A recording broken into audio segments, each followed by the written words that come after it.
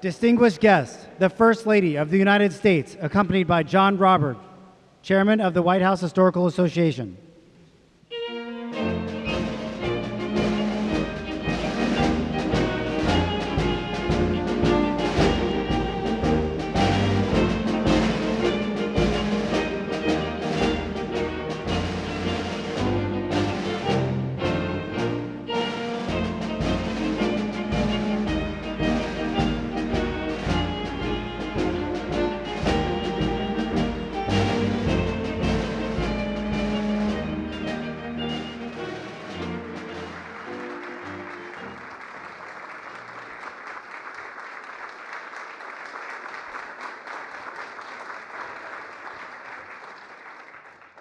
Well, good afternoon, and it's a pleasure to be with all of you today.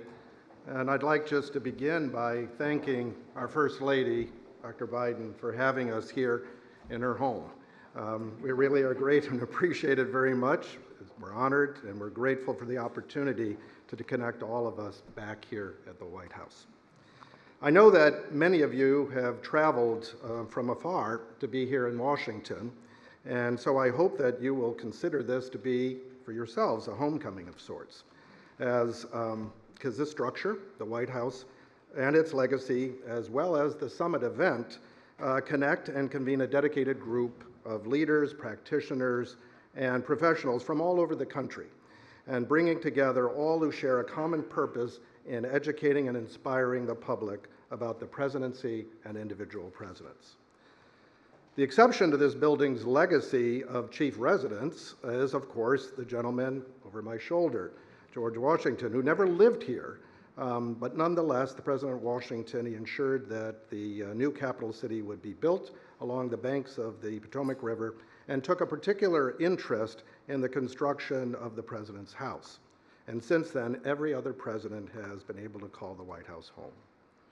To honor and to further our shared heritage and mission, the Presidential Site Summit is charged with raising the dialogue and framing the debate as it pertains to presidential history through its most revered structures and through practitioners like yourself. And from those conversations, we hope to ignite, innovate thinking to ideas regarding the management and in particular the outreach of the organization and the landmarks represented here today. And with this in mind, the summit's theme for 2023, Change and Continuity, will guide our discussions during the week as we explore historic interpretations, narratives, and continually examine our country's rich and complex history. Sessions and speakers will be engaged on a variety of topics ranging from education and civic engagement to the applications of technology. Suffice it to say, these conversations could not arrive at a better time. As a country, we are becoming more culturally and demographically diverse, with ideas and ideologies both militant and disparate, pertaining to the future of our nation. Our institutions are being tested, and the imperfections of our union broadcast around the world. So it is even more important, not less, that we preserve what has been symbolically and foundationally at the heart of the great experiment that is America. Whatever journey that brought you here today, the value of what you do simply cannot be overstated when it comes to serving as the steadfast stewards and patrons of the presidential collections, the libraries, the residences, the birthplaces, the monuments, the memorials, and the museums you oversee. Historic preservation, the preservation of history itself, is not, nor has it ever been, a foregone conclusion. Rather, it takes the shared efforts of passionate sponsors, skilled period historians and architects, and as a practical matter, the financial resources to see it through. But our work to preserve the past is not in itself the goal. Rather, in doing so, we help to shape a future informed by the wisdom that only the recognition of history can bring. It is what directly connects us to the places and events that have molded us as a people, to what has been the uniquely American experience. It is no stretch to say that generations to come will be greatly enriched by your efforts, inspiring them to continually renew the promise that is the United States and to take individual responsibility for furthering the narrative of our nation. There are no greater advocates for preserving presidential history over the years than our own nation's First Ladies. And as you well know, the White House Historical Association was founded through the efforts of First Lady Jacqueline Kennedy. And as a patron and student of both history and art, it comes as no surprise that she instinctively understood the importance of collecting and exhibiting the best artifacts and preserving the structures of American history and culture. And beginning with this executive mansion, Jackie Kennedy embraced these storied edifices because she knew that history reminds, serves, and more than that, it guides us. In short, she believed that history mattered and that she was right. The presidential sites that we preserve reveal to us not only so much of our past, but visually where to turn to remind us of the places and stories that help to define us. Now, fast forward 6 decades to today, we are guided by a First Lady of comparable conviction, understanding, and appreciation for presidential traditions. She is also a First Lady committed to advocating for her passions and her pursuits, and to helping the next generation prepare for their future. To that end, since 2009, Dr. Biden has been a professor of English, the only First Lady to hold a salaried position during her tenure. She has also taught English and reading and writing in high schools and worked with adolescents with emotional disabilities.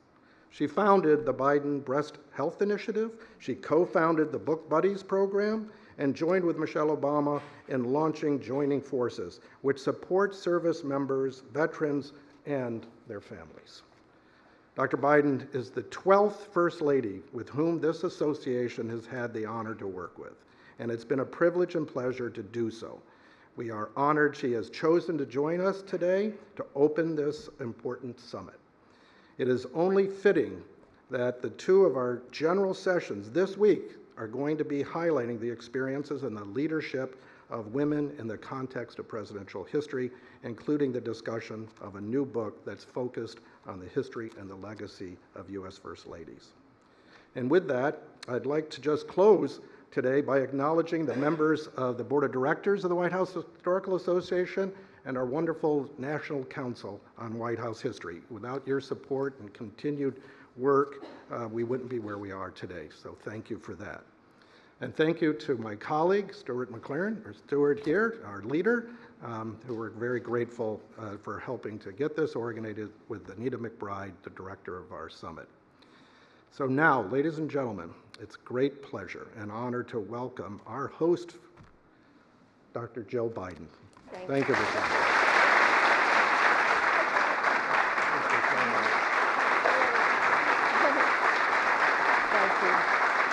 Oh, thank you very much. Thank you. Please, really, thank you. Please sit, really. Thank you. Thank you, John. You know, I really enjoyed getting to know you, Stuart, and the entire, you know, WHHA board better. And your dedication to preserving our history and sharing the White House with the nation is a special service that is really not recognized as it should be. So with all of my heart, thank you. And with the new 1,700 pen project, you will bring this house to so many more people, which I'm so excited about. And it's going to be amazing. And I hope all of you have learned about it, have you? Yeah. Oh, not yet? Oh my gosh. It's the best part of your summit, I bet.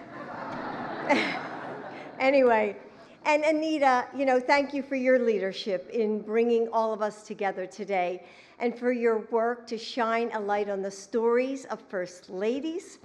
Congratulations on the publication of your textbook, the first ever on First Ladies, and she told me it came out today, correct? Yes.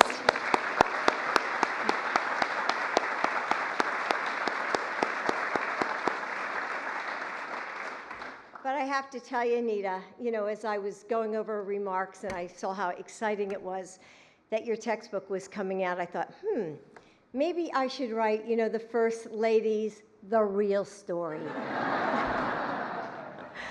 So anyway, no, I'm just kidding. Anyway, my husband, President Biden, and I are humbled to live here in the People's House and to be entrusted with upholding its legacy. And it's something that we take very seriously. Our gathering here today is a testament to the bonds that connect us as caretakers of the past. Just as this house belongs to all Americans, so too does the history of the presidency. It transcends party lines and political ideologies, reminding us of the shared values and the strength of our democracy. We can and should look to historic sites, organizations, and institutions to provide common ground that unites us all as a nation. As we celebrate the legacy of the White House and the remarkable presidents who have lived and worked within these walls, let us also remember the importance of preserving our history and passing it on to future generations.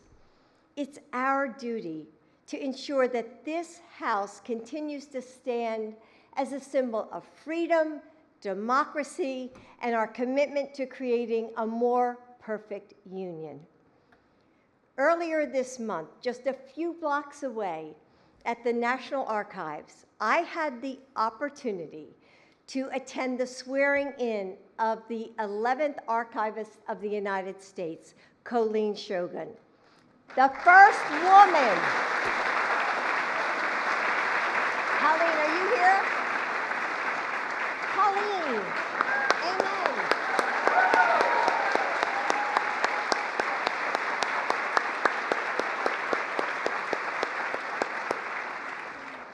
And I'm going to repeat that. She's the first woman archivist.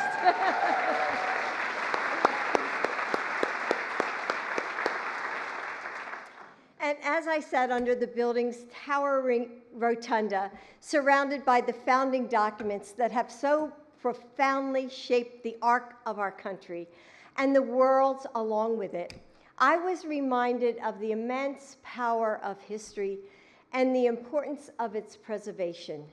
Because in a democracy, history belongs to the people, and we must preserve it with care for future generations. And during that ceremony, Dr. Shogun, I wish you could have heard her speech. She wrote it herself, she told me. Talked about the Declaration of Independence and its bold statements that all men and women are created equal.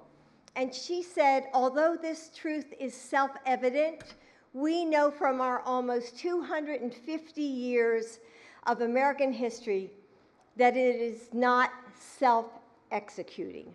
It's our job, collectively, to uphold these principles and protect them. Well done. Thank you.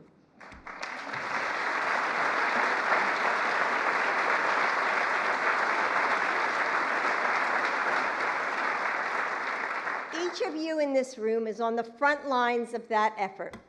Each of you is a caretaker of this exquisite and extraordinary history. With every tour, with every exhibit, with every new library edition, you are cultivating an engaged and informed citizenry, the bedrock of this grand experiment in democracy, as John alluded to. The presidents who have occupied the Oval Office have each bent our universe in profound and lasting ways. Your work to study them, to interpret them, and to catalog their influences and evolutions, their setbacks, their triumphs, and their exceptionalism help us understand our own history a little bit better and helps us learn from it. As an educator, I know this well, that our present and our future are inextricably linked to our past. And when we learn from that past, you know, we come away changed, not just better informed, but with a deeper understanding of the responsibility we hold as citizens of this country, a responsibility to democracy, to upholding our freedoms, and to imperfectly march toward a more perfect union. I think that's needed now more than ever. The President and I are so grateful for your commitment to that mission. And together, we can continue to open the doors of the President's house wider and wider so more people can feel the invisible threads that connect us to one another, so we may understand our past and use it to help guide our present and inspire us to build an even brighter future together. So thank you for being here. Welcome to the White House. I hope you enjoyed the reception and the summit. Thank you so much.